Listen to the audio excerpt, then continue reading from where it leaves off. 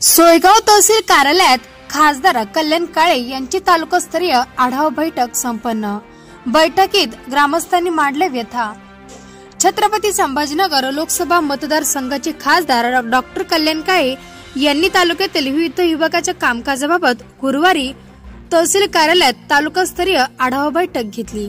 यावेळी त्यांच्या समक्ष ग्रामीण भागातील ग्रामस्थांनी शासकीय अधिकारी मुख्यालयात उपस्थित न राहत जिल्ह्याच्या ठिकाणाहून ॲप डाउनलोड करतात, तसेच कार्यालयाला दुपारी उशिराने हजेरी लावतात। सायंकाळपूर्वीच 4 वाजलेच एसटी बस स्थानक गाठतात। त्यामुळेच ऐन अतिवृष्टीच्या काळात शेतकऱ्यांची कामे खोळंबली असल्याच्या तक्रारी यावेळी खासदार कल्याण काळे यांच्या समोर केल्या।